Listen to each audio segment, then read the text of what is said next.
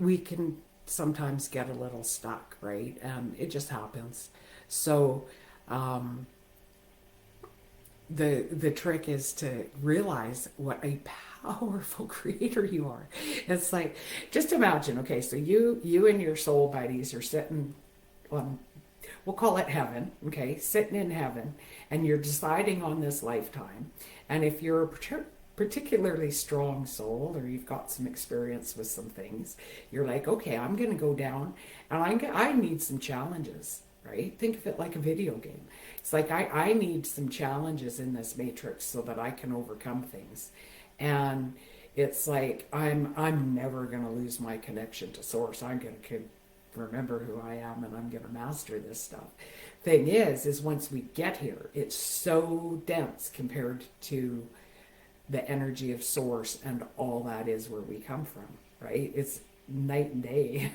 And it's like, it is a little more difficult. It's like walking through quicksand sometimes, the difference between heaven and earth. And we can lose our way, right? So our connection to source is so important, okay?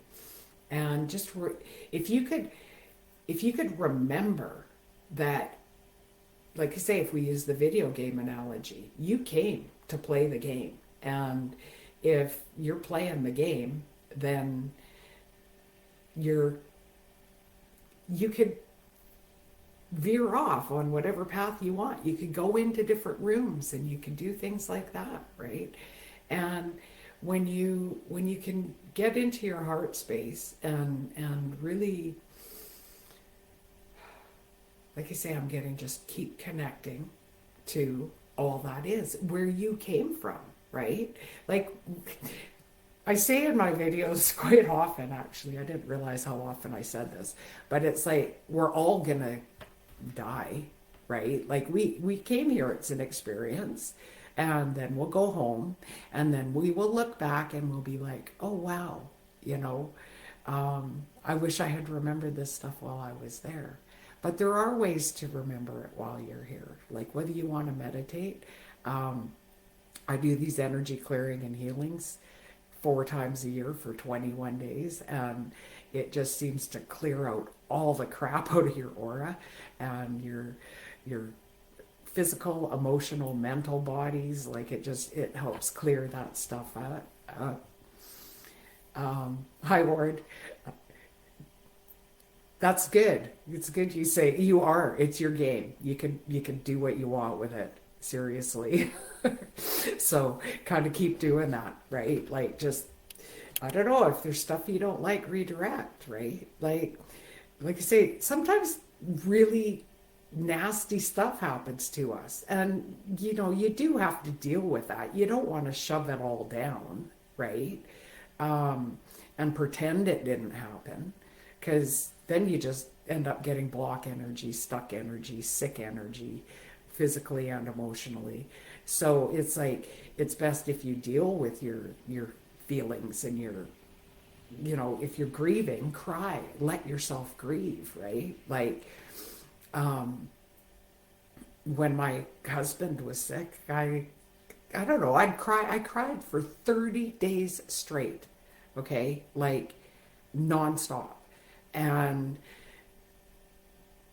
yeah, but I did it with the intention of letting it out and letting it come through, as opposed, like, I didn't want all of that grief stuck in me. It doesn't feel good when it's stuck in you, right? But I also never said that my life was over. I never said that this is killing me, okay? That piece is important, because those end up being affirmations, right? I would say something like, my life will be changed forever. I said things like, this is the hardest thing I've ever done in this human lifetime. These things were true, right? But I did never say that I would never, ever get over it, right? And it's not like I no longer care and it's like, oh, over that, right?